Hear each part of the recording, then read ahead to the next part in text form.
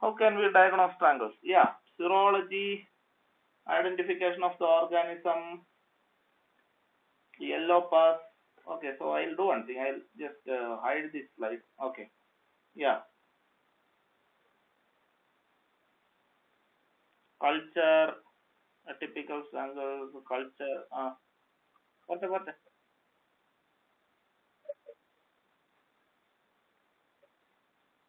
Uh, Serological test, ELISA, nasal discharge. Okay, so see, when we talk about diagnosing a disease, we have to consider many factors. Okay, we have to consider, yeah, yes, what is the stage of the disease and how well we can appreciate if the animal is having a disease. Okay, so first we will talk about a live animal that is having all the typical clinical signs. Okay, so first so we can easily, from the theoretical point of view, we can very easily diagnose the clinical signs. So it is no big deal to diagnose a diagnose from the clinical sign in case of strangle. Yes, it is correct. So what are the clinical signs you will see? You will see this discharge. There will be abscess in the the pharynx. Then very many suggestive lesions are there. There will be asphyxia. There will be fever and all. And when a live animal is present, there is of course scope for definitely in this particular case there is scope for culture. But before that, what we will do, we will have an opportunity to study the clinical pathology of the disease. So what will be the pathologic conditions that are the pathologic conditions that are or the deviations in the normal physiology that will aid in the diagnosis of this particular condition. So sometimes the animal, you may not be able to visibly appreciate the enlarged lymph node that is compressing the trachea. Animal may be presented with the fever and asphyxia. Okay, so fever and asphyxia, but no visible abscess or this thing, because the abscess might have grown in size and compressing the medial aspect. So you may not be getting any visible lesions on the outside. So what you can see, you can go for the clinical pathology. Okay, so you check for the regular, you do the regular clinical examination, and in serum, what all things do you expect to find in the, or the, what will be the hematological picture of this particular disease? What will be the hematology, change in hematology or serum biochemistry? Can anybody guess? Increase in neutrophil, yes. Neutrophilia, yes, yes. Yes, neutrophilia, there will be, very high neutrophilia as I am seeing in your response. So many have written neutrophilia. So that much neutrophilia will be there. Yes. So there will be a leukocytosis. Why? Because of the host immune response or an inflammatory response initiated by the host, there will be an increase in the level of leukocytes, and that too, there will be a high level, the initial inflammatory response will be in the form of neutrophilia. So leukocytosis with neutrophilia is a very important, important clinical finding in this particular disease. Then, if you remember about the properties of M protein and hyaluronic acid and all other factors, what will happen is that it will be able to, produce this thing, activate the coagulation cascade in the bloodstream. Okay, so that will result in an increase in the fibrinogen level. So the total fibrinogen level in the blood will be increasing. So you will find a typical picture of toxemia or septicemia. So that is why you get leukocytosis, neutrophilia, and fibrinogen level. And further later into the development of clinical signs, what you will get? You will get a condition called as hyperglobulinemia. Do you know why hyperglobulinemia occurs? So how will you how will you diagnose hyperglobulinemia? hyperglobulinemia. Why does it happen? How can you diagnose, or how is it diagnosed? Albumin, okay. Yeah, it is because of the increased amount of antibodies that is being produced by the host in response to the rapidly multiplying streptococci. So gamma globulin IgG will be increasing. Now my question is, how is it you will find a hyperglobulinemia? So hyperglobulinemia എന്ന് പറയുന്നത് എന്താണ്? It is the total amount of globulin, or the total amount of globulins in the blood will increase. So do we do that in our clinical practice regularly?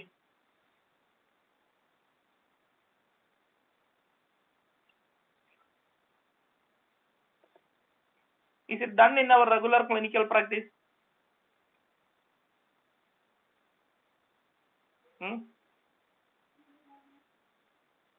No. Serum analysis. How will you analyze the serum?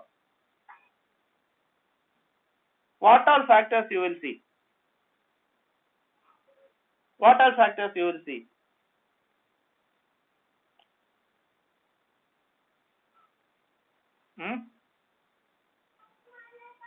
How will you estimate albumin, creatinine, albumin, globulin, etc.? Creatinine, okay. So yes, now I understood that was a very pertinent question for you. See, globulin cannot be estimated. Okay, one creatinine and all will not give any indication regarding the total amount of globulin present in the blood or in the serum. Total protein, yes, there I have some answer. So total protein nammal cheyum alle. So we regularly, or almost we regularly do total protein in our this thing. What serum total protein nammal nokkum alle, blood il serum biochemistry cheyumbo. Okay, then what else we do? What other fraction of protein we can check?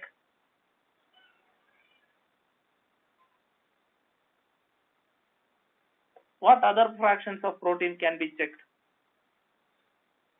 Total protein മാത്രമേ നോക്കാൻ പറ്റുള്ളൂ. Albumin നോക്കാൻ പറ്റും. So what is total protein? What is serum total protein?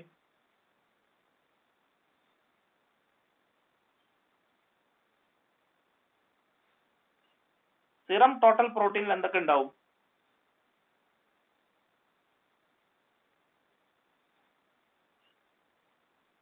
Serum total protein, total serum protein, അല്ലെങ്കിൽ നമ്മൾ ഈ പറയുന്ന total protein, how do you do total protein? So you know the whole of the blood is a globulin, albumin, fibrinogen.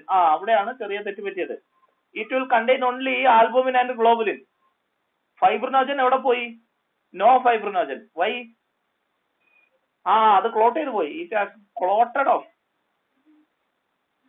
So yes, because of the clot formation, there will not be any fibrinogen. We are not testing the plasma, we are testing the serum.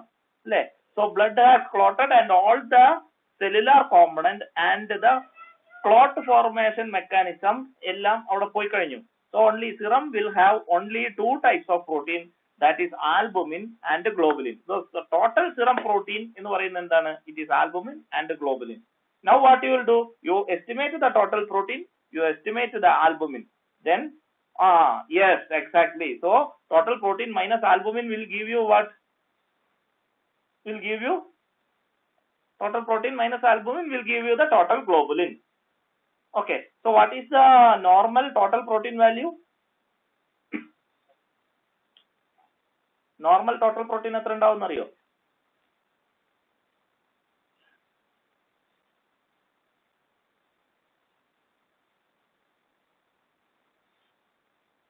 Normal total protein ഇതൊക്കെ അറിഞ്ഞിരിക്കണം. You should be remembering all these things. Okay, so you please refer what is the normal total protein. 6 to 8, 5 to 7. So it can be up to 6 to 11 or 12 or 8 to 11 or something. Okay, so it can be it can be 6 to 11 usually. Okay, so what about total albumin?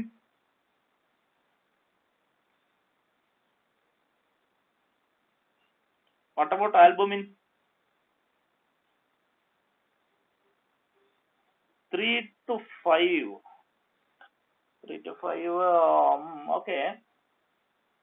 So if your total protein range is some like 8 to 12, your this thing will be like some 6 to 8 or 5 to 6 and all. Okay. So what is the normal amount of albumin to globulin ratio? What is the normal AG ratio?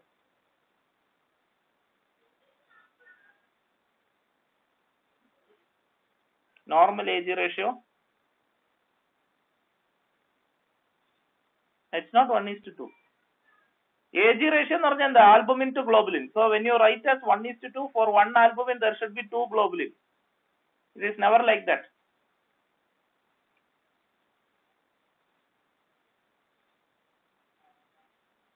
It's not 1:1 also. No, not 3:1 also.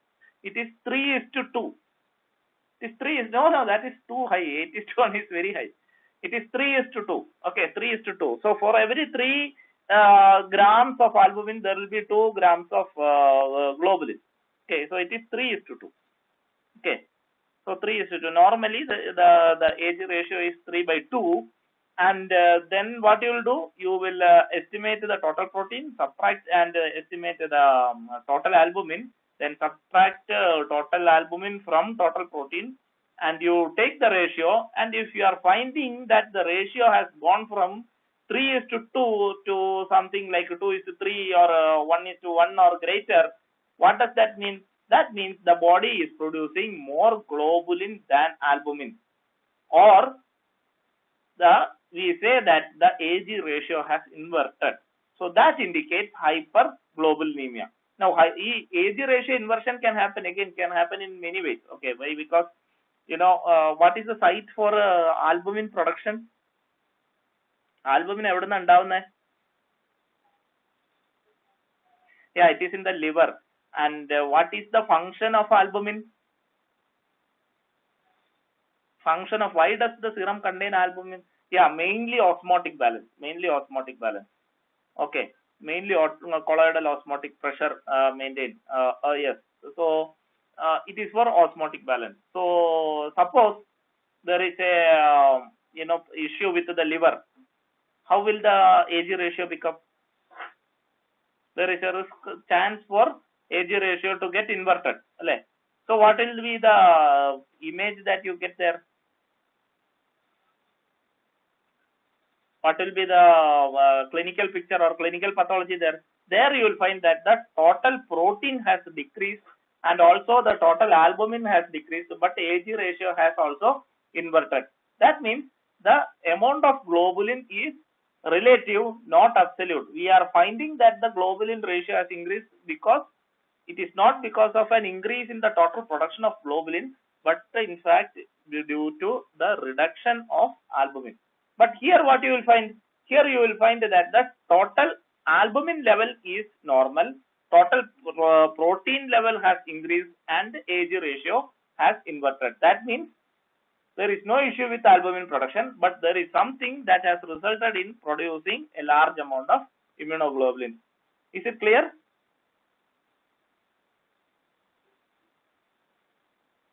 Is it clear why we get hyperglobulinemia? Yes. Yes. Okay. Thank you. Right. So that is the those are the things that you find in case of in a live host. Then there will be discharges. So there will be discharges and enlargement of the abscess will be there. So all this thing will be there. So that gives you an opportunity to collect the clinical material, and you can go for culture as you initially told. So first you have to, so whenever a method of diagnosis is being asked, first you have to describe about the clinical signs or the very typical clinical signs. Okay, you cannot just say that a fever is a clinical sign for diagnosing of strangle. You have to say about asphyxia, about the discharge of pus and all. Then you have to describe the clinical pathology behind it. Okay, so what are the clinical pathological features that you expect in case of this particular disease? So there will be, so here the typical things are leukocytosis with neutrophilia. You will get increased fibrinogen level, which is a very important thing in strangles, and hyperglobulinemia. Then you say about culturing the pus. So what is the clinical sample? Clinical sample is the pus oozing out from the abscess and also the nasal discharge. So you can do a nasal washing, or you can swab the pus, and then you have to culture it in what agar? You have to culture it in CCNA agar. Okay, it is called CCNA agar, Columbia colistin nalidixic acid agar containing blood. So if you don't have the CCNA, you can go for blood agar also. Okay, so in blood agar, you can see how streptococcus looks like. So how streptococcus looks like in a blood agar. You can see the zones of clear hemolysis or beta hemolytic. You will get this typical beta hemolytic mucoid colonies. Okay, and how will you confirm? You do a subculture in some other agar and you do gram staining, and then you will do two tests. Okay, oxidase test and catalase test, and both of these tests will be negative, and this particular bacteria can ferment sorbitol and lactose. So that is how you confirm it as Streptococcus pseudoepidemicus or equi.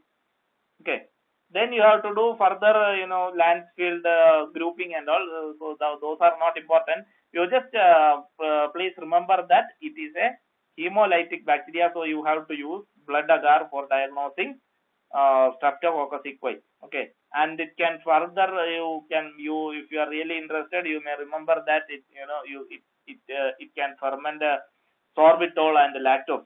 Okay, so sorbitol fermentation, lactose fermentation are two important things. Then, so these are the two important things that you can do on a live animal.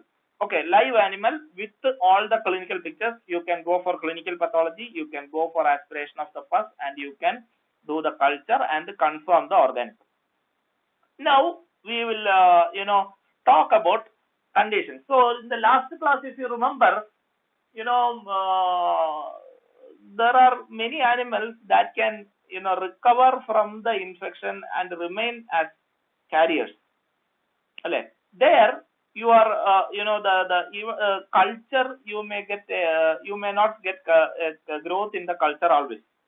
So culture can be considered as a gold standard. Why? Because if you get Streptococcus equi in the culture, that means the animal is infected definitely. So culture can be a gold standard, but there can be chances where there is very low amount of secretion of this particular bacteria, so low that it cannot be cultured. Then in such conditions, what can be done?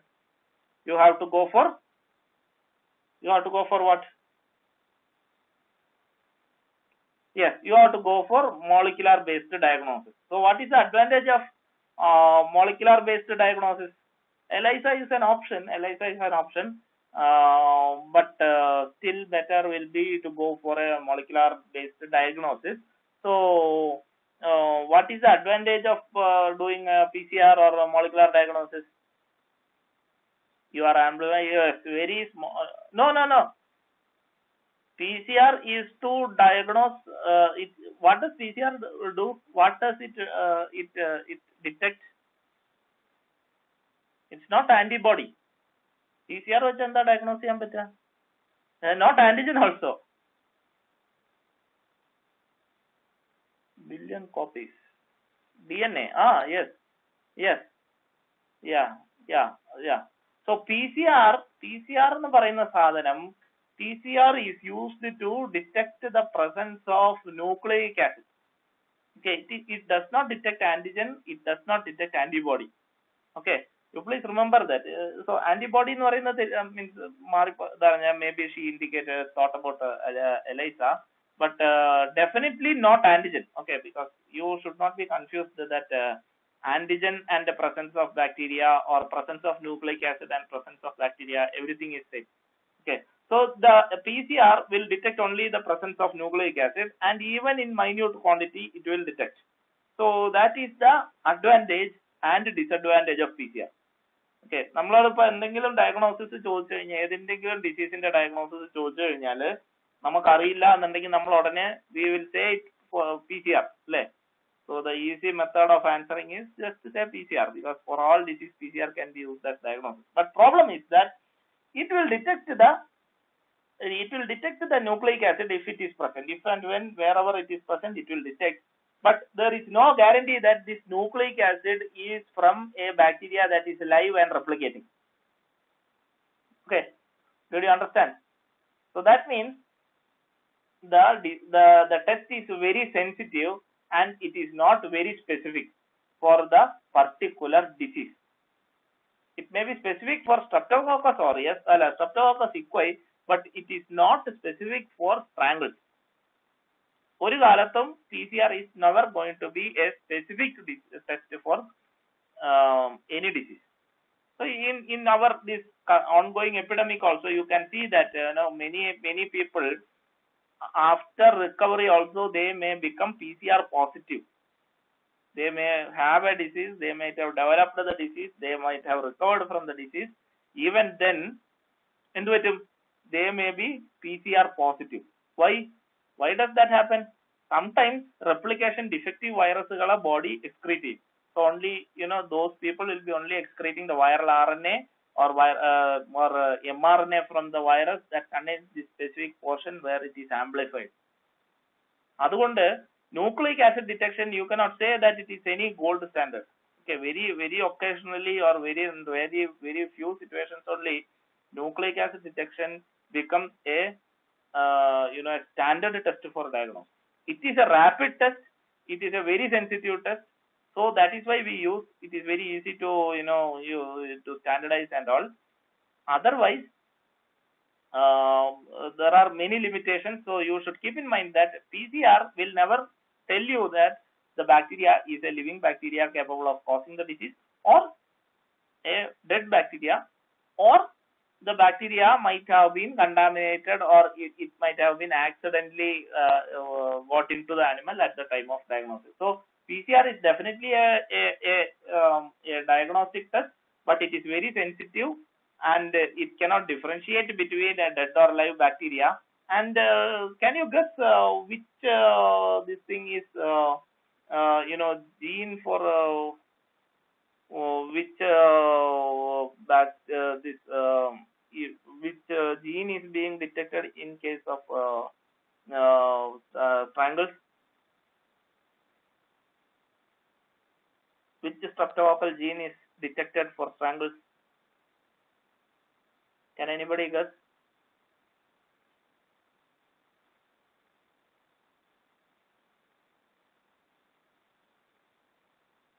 Very good. Okay, I hope you നേരത്തെ കണ്ടിട്ട് power point കണ്ടിട്ട് പറയുന്നതല്ലെന്ന് തോന്നുന്നു. Okay, so anyway, if you are guessed, then it is very good guess.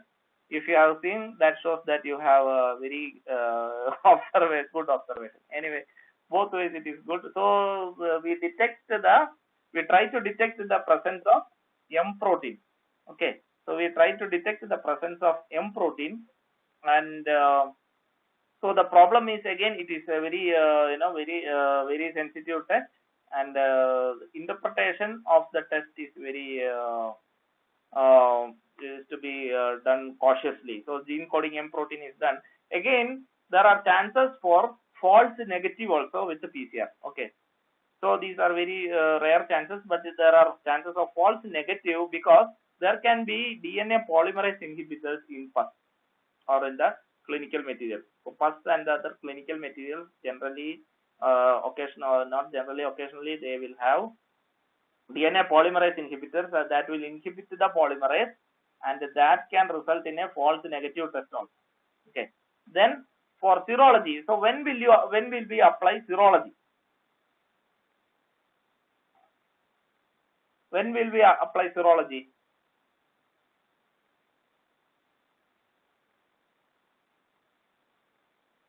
Serology എന്ന് വെച്ചാൽ എന്താ? Serology means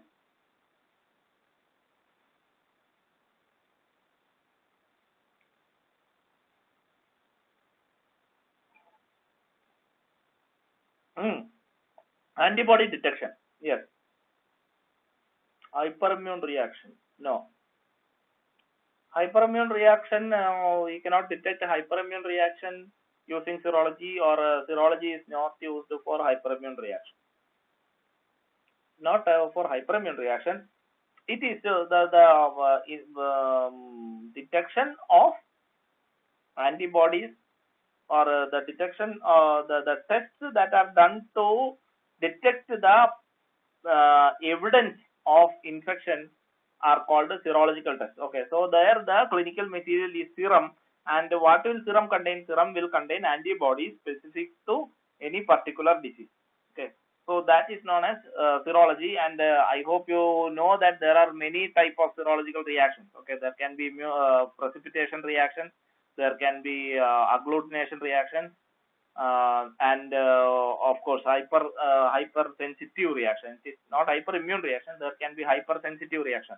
Can you give an example of a hypersensitive reaction used for diagnosing a bacterial disease?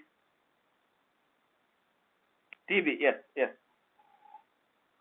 Yeah, okay, everybody knows. Okay, so everybody knows that. So, so that is serology, and for this thing, strangles, a serological test, that is ELISA, has been developed to detect anti-M antibodies, or anti-M antibodies, so anti-M IgGs in the serum.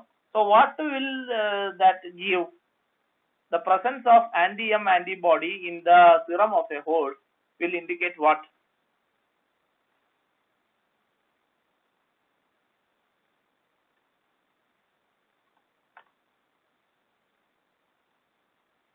What does the presence of this anti-M antibody? So you did serology and you got this thing.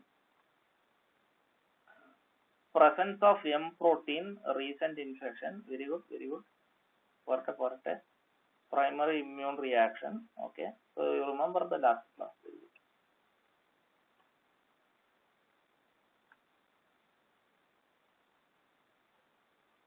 Primary immune reaction. Why not secondary immune reaction? Recovery. Okay.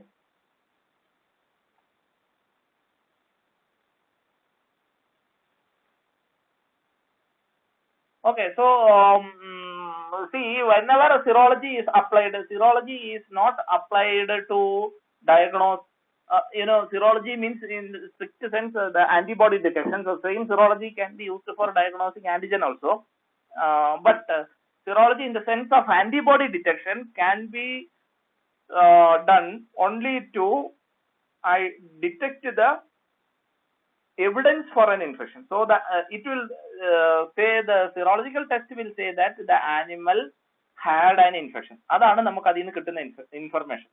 So for example, we will come to know in case of control of disease. So to admit a horse into a stable, what can be the animal has to be either vaccinated, or it should be recovered from an infection without carrying the disease, or it should have never been infected. Okay, it should not be incubating the disease, it should not be having clinical signs, or it should not be carrying. Then only a horse can be admitted into a disease-free stable. So what will you do? If the animal is apparently normal, you do a clinical examination and you find that there is no problem, there is no nasal discharge, there is no swollen abscess, there is no fever, nothing. Then what you will do? You will do the guttural pouch washing, you will test for culture, you do PCR, both are negative. Then what you have to do? You have to check if the animal has been vaccinated or it has recovered from any infection. അങ്ങനെയുള്ള ഒരു സിറ്റുവേഷനിൽ what is to be done? You go for what? You go for serological test. You will do no quarantine ആയിട്ടില്ല. Quarantine സമയം ആയിട്ടില്ല. Quarantine you have to go for serology. Serology positive ആണെങ്കിൽ, if it is positive in serology, then you have to consider quarantining the animal.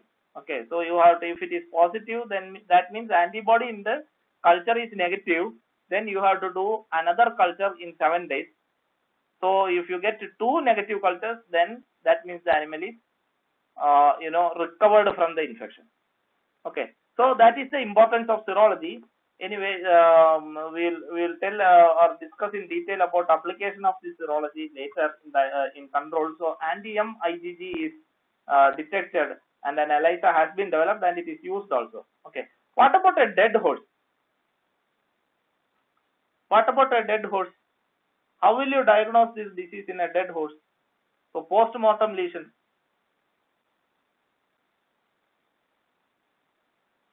Post-mortem lesion.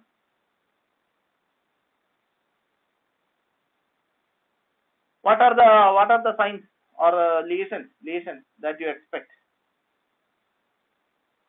Chondroid chondroid chondroid happens only in the in the later stages. In the later stages, chondroids means the animal has recovered from disease. Abscess, yes, abscess, yellow pus, good. Lymph node abscess. So it is basically the lymph node abscess. Okay, lymph node. You will get lymph node abscess.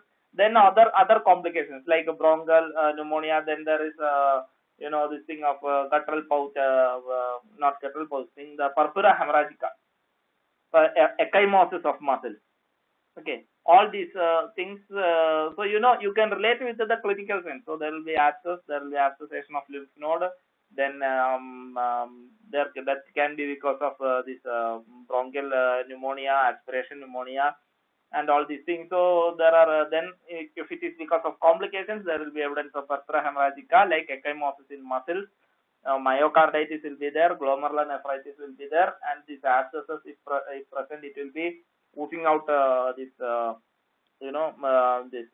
oozing out yellow color pus. Okay, now we will go for treatment. So what about treatment? How will you treat a case with this strangles? What will be the line of treatment? Yeah, I have given you the dose of antibiotics. You please, all these things have to be remembered. Okay, these are very important points, and most probably you will get questions as such for your exams. How will we treat these animals? What should be the what should be the approach?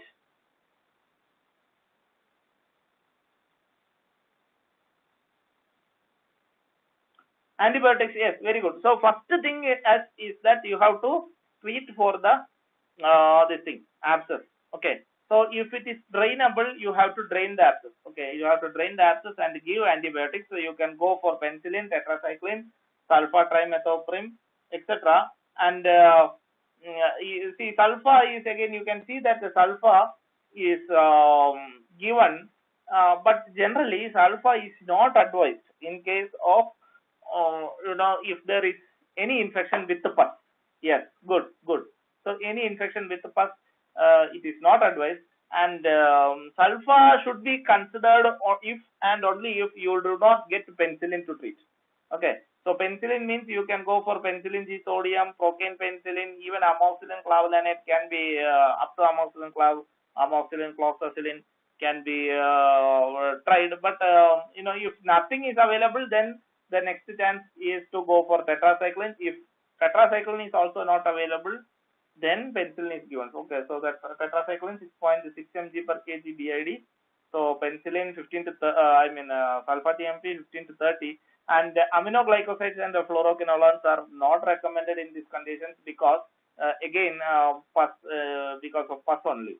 So it is related with the pH of pus and action of aminoglycosides, and this thing will get reduced in the presence of pus. Then you have to isolate. So these are the choice antibiotics, and the aim should be to prevent environmental contamination or the transmission to other horses. Why? Because this can be an acute disease, and the animal, if it becomes in contact with the susceptible horse, then that susceptible horse can also transmit the disease for years to come, even if it is recovering. So the idea, the first priority, what you have to do, you have to isolate the sick animal and stop environmental contamination, and you have to keep in mind that there is a high risk of transmission through fomite. So the veterinarian itself, himself or herself, can be transmitting the disease. So isolation and generally 5 to 7 days of treatment should be there. You have to drain the pus, you have to drain off the abscess, you have to clean the abscess. If lateral pouch is empyematous, you have to drain that. Okay. So then you have to make sure that the environment is not contaminated, and the susceptible animal is not coming into contact with the sick animal. Okay. If the horse is otherwise okay, and only there is abscess and there is no systemic response, the recommendation is not to use antibiotic and generally treat for abscess alone. Okay. If the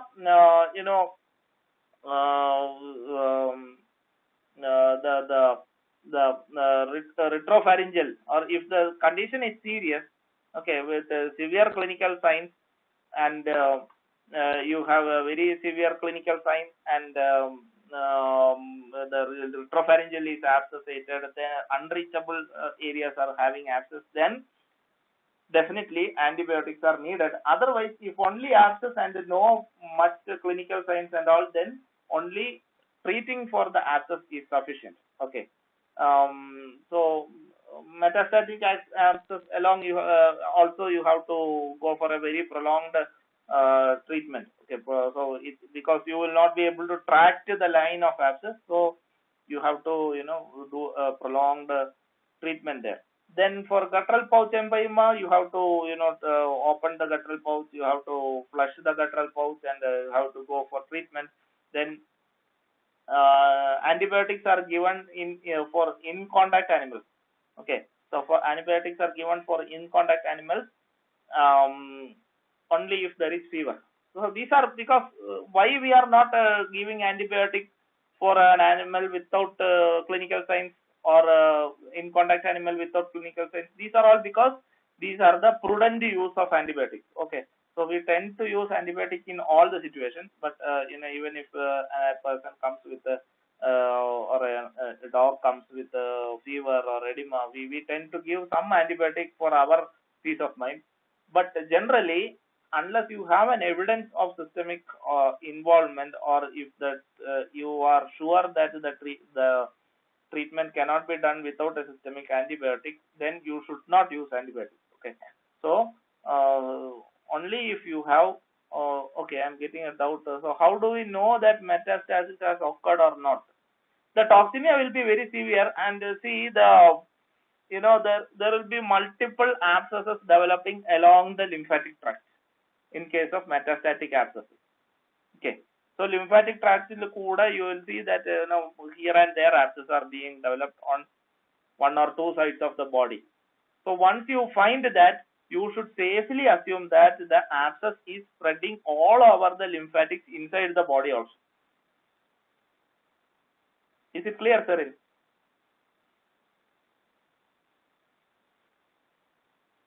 Okay. So in such conditions, again, if you may have to go for antibiotic therapy. Then about purpura hemorrhagica. So if the animal is presented with the purpura hemorrhagica, there you have to again go for antibiotics, and along with antibiotics, you will have to give steroids also. Okay. So steroids also you have to give. So prednisolone 0.5 to 1 mg per kg, or dexamethasone 0.02 to 2.5 mg per kg OD has to be given and has to be continued till the hyperimmune reaction is subsided. So along with the steroids, you have to go for antibiotics also. Why? Because steroids will cause suppression of the immune response. So steroids and antibiotic, a combination of steroids and antibiotics may be needed in case of purpura hemorrhagica. So purpura hemorrhagica can be very serious condition. You may have to, there will be necrotic skin, skin will be sloughing off, animal will not be able to take food, the fever will be there, inflammatory response will be there, cytokine storm will be there. So what you have to do, you have to support it with the fluids, non-steroidal anti-inflammatories, steroids, antibiotic, all things you may have to use to treat the animal, and plus all the necrotic area you may have to bandage also. So this is the general approach for treating cases of strangles. So I hope everything is clear. So what are the important antibiotics that you have to give, or selection antibiotics? First choice. First choice is penicillin. Very good, very good, very good. Then, if penicillin is not available, tetracycline. Yes, penicillin is not available. Tetracycline. If neither is available, then only sulfa. Then okay. So, which are the animal, or what is the condition for treating an animal with antibiotics? There should be fever, clinical signs, evidence of metastasis or chances of metastasis. Okay. Otherwise, it is not treated with antibiotics. So, if only abscess is there, you drain the abscess and treat the abscess. If guttural pouch empyema is there, you flush the guttural pouch. Okay. Treat it with the guttural pouch. Guttural pouch can be treated with antiseptics. Confirmation of infection, more than that, the severity of clinical signs are pradhanam. It is not about confirming an infection. Once you find that you can have a fairly good diagnosis based on the clinical pathology and the presence of abscess. Okay. So what is to be done once strangles ആണെന്ന് ഒരു case, ഒരു കുതിരയെ കണ്ട് strangles ആണെന്ന് തോന്നിയാൽ നിങ്ങൾ ഉടനെ എന്ത് ചെയ്യും? If you find that a horse is having strangles, what will you do?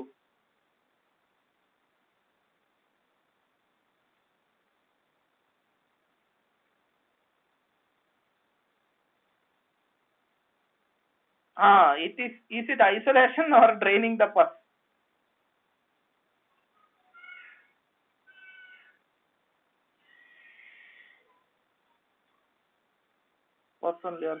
It is isolation. Okay.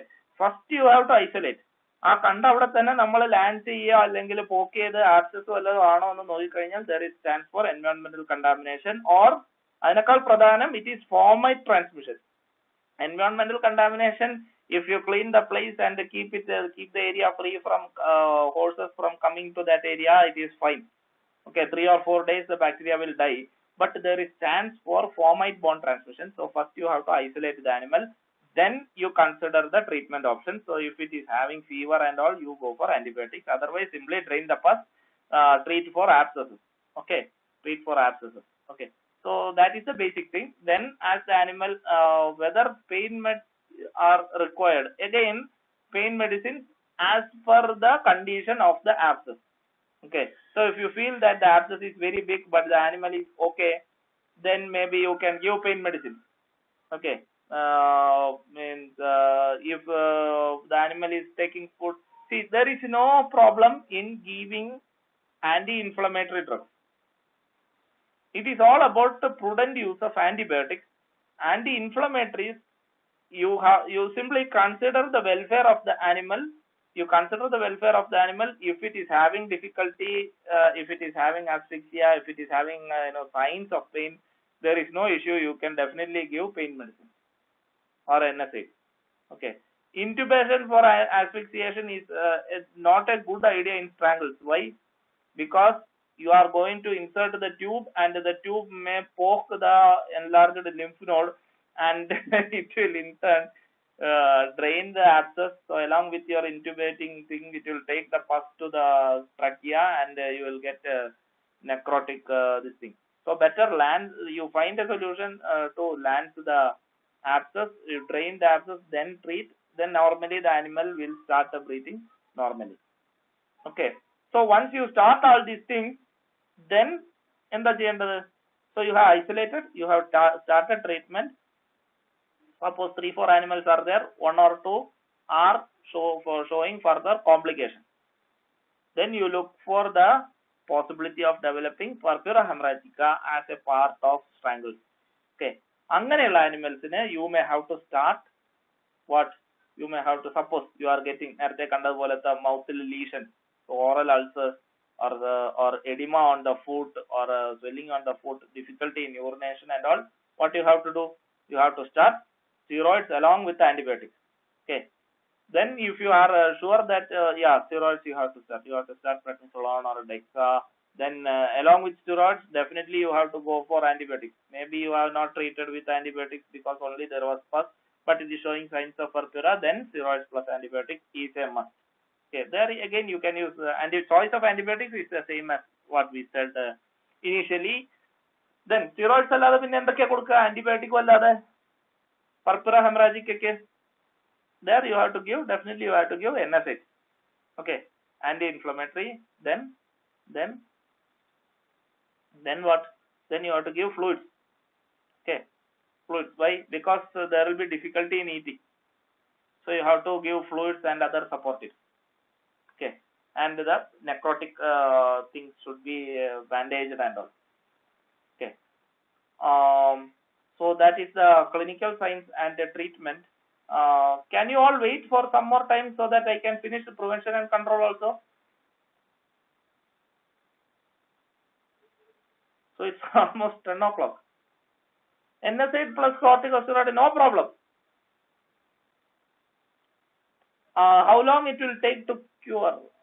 No dinner. No dinner means you can have dinner. What is the problem? ഞങ്ങൾക്ക് ആർക്കും തരണ്ടല്ലോ. You can have dinner and listen to the class. You don't have to share also.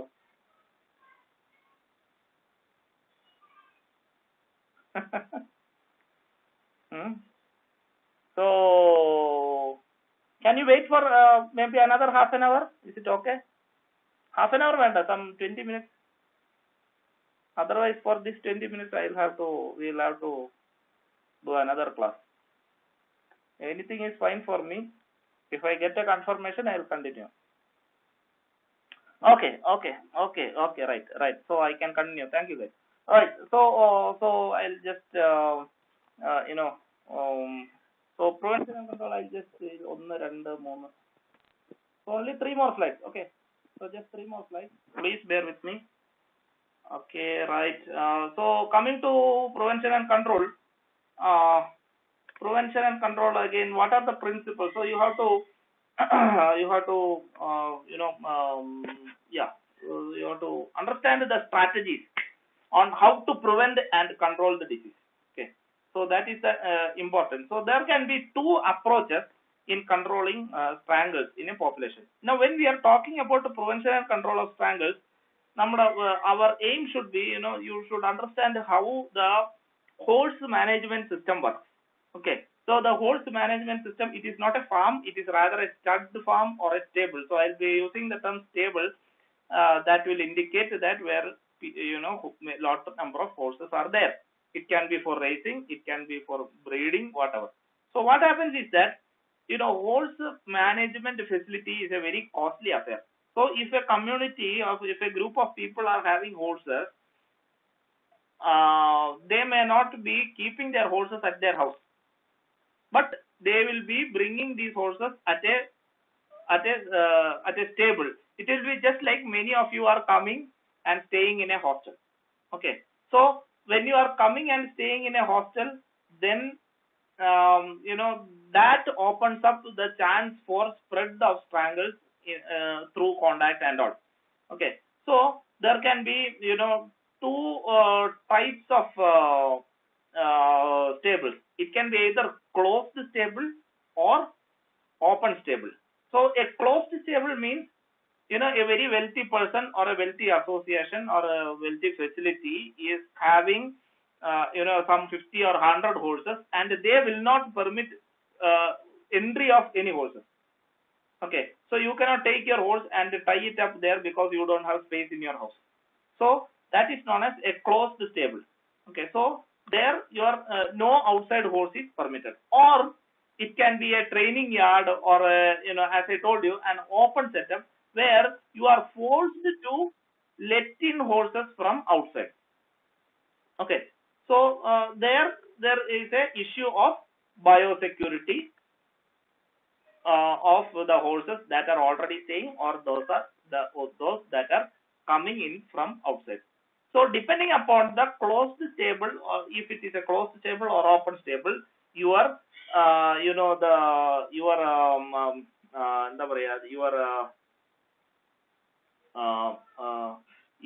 strategy for managing the disease varies. So in a closed table, you can go for an eradicational approach. Okay, you can completely eradicate a disease if your table is closed type, but only a control mechanism will work if it is an open setup.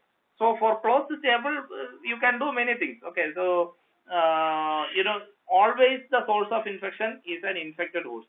So in a closed table, once you have eliminated the disease, then no more disease is going to come, so you can eradicate the disease. But in open table, I'll tell you what is the method of doing. Okay, so for an open table, when a host is coming from outside, what will you do? You check for the presence of antibodies. You do a serology. Diagnostic part, the serology comes here. Okay, so what will be the result of serology? Serology chedu, you check for the presence of antibody. Now, antibody returned negative. What will you do?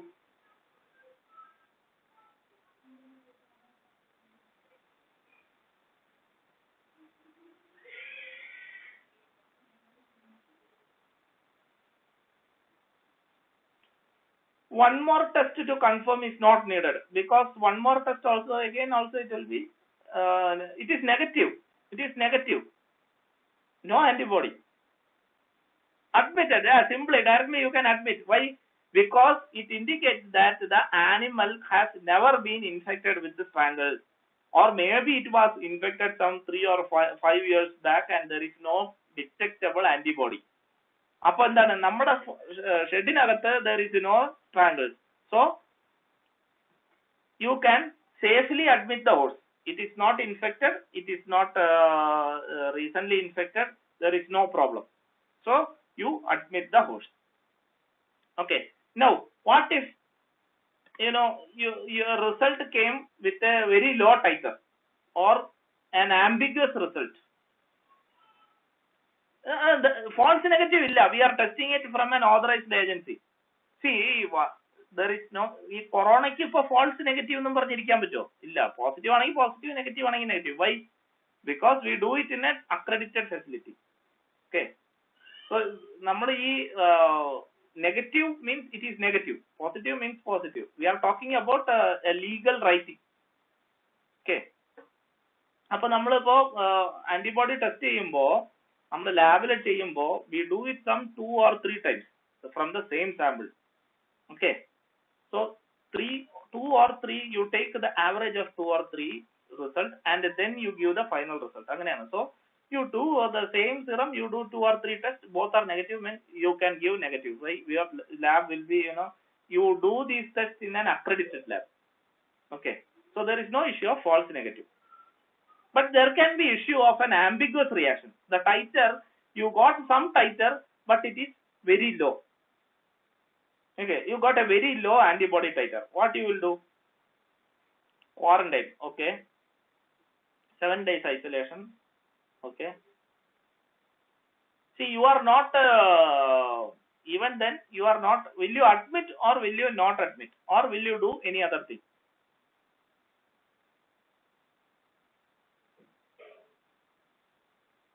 Not admit. Okay, you will not admit. Okay, so what is to be done in such cases is that you should not admit and you have to order a retest after 14 days. Okay, why you are doing a retest after 14 days?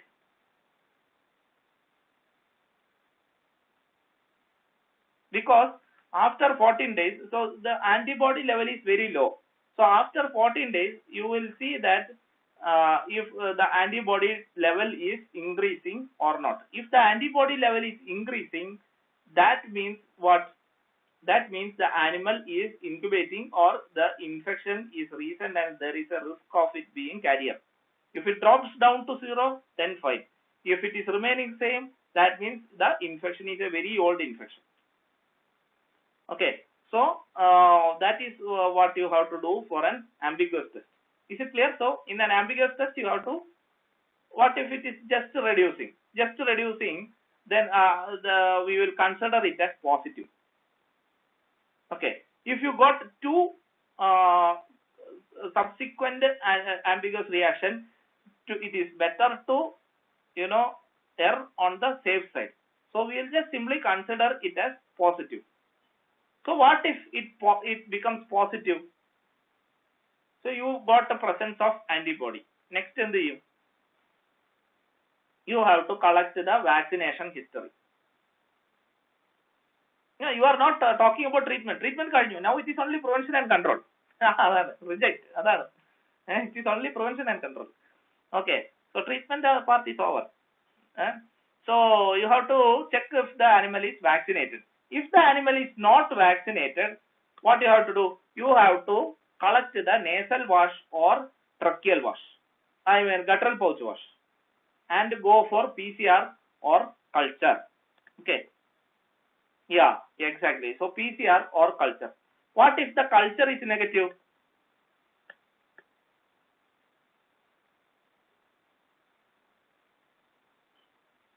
Yes. Yes. Ideally, you have to before admitting, you know, do another culture in 1 week, and if 2 cultures become negative, subsequent or 2 consecutive cultures negative ആയി കഴിഞ്ഞാൽ, you can admit the animal. Okay. What if positive? What if positive? Positive ആണെങ്കിൽ you cannot admit the animal, definitely. So ആ ഒരു കണ്ടീഷനിലാണ് you should not admit the animal. You ask the owner to take the animal back and go for treatment. Okay, then only you should advise treatment. Okay, so the owner should take the animal back, it should treat, and then he should retest. അങ്ങനെ അദ്ദേഹം retest ചെയ്ത്, if he gets 2 subsequent negative tests, you can bring with that result, and then only you can admit. So that is the biosecurity system for a control strategy for you know, open system of studs. Okay. Now what about the presence of an infection inside a stud farm? You have to go for an immediate isolation. Okay, immediate isolation, and you should always remember that the animal can shed for a long time after pyrexia, and you have to, you know, പനി ഉള്ള സമയത്ത് there won't be any shedding. So at the time of fever itself, you have to isolate the animal so that you know, there won't be any environmental contamination or fomite-borne transmission. Okay, all the fomites, like including the bedding, including the harness, whatever things are there, if your shed is free, and if this is the first case, ideally you wash all the fomites with you burn all the fomites, potential fomites. Whatever cannot be burned, you clean with the phenolic compounds. Should be cleansed with the phenolic compounds. Okay. For false, you know, false, you better there things really done in normal stud farms now. See, this is the standard procedure that you know, these free countries do. നമ്മുടെ എന്താ പറയാ, disease free ആയിട്ടുള്ള കൺട്രീസും stud farmsum, they have to do this. They have to do. For example, if you are taking your horse for a race thing, you know, for a racing thing in Bangalore or Ooty, your horse is from outside. Your Charathinte horse ആണെങ്കിൽ Charathine, you have to do Coggins test. You have to prove that it is free from strangles. You have to prove that it is free from strangles. All this test has to be done. അത്രയും പൈസ ഉള്ളവർ മാത്രമേ കുതിര വളർത്തുള്ളൂ. Okay. Yeah, I am not talking about you know, the poor man's horses. I am talking about rich man's horses, where the horse is a very costly, precious animal. Okay, even for them. Okay, is it clear, sir? Okay, right. Okay, so then again, you know, the infected horse, you have to assign a separate handler. So handler segregation is to be there. Then guttural pouch washings to be monitored regularly, and recovered animal. What about recovered animal? Recovered animal should be put back into the this thing only after you get a, you know, double this thing, double negative. Okay, so 3 swabs at weekly interval should be, all the 3 swabs every week should be taken, and all the three, whenever all the three guttural pouch washings are negative, then only you can put the animal back into the herd. Then about vaccination, നിങ്ങളുടെ slide ഇപ്പൊ ഏതാ കാണിക്കുന്നത്? Is it prevention or treatment strategy? Prevention. Okay, fine. Okay. So coming to vaccination, ideal thing is to go for this DIVA approach. Okay. So there should be, it will be good if there is a DIVA approach. So vaccines that can differentiate,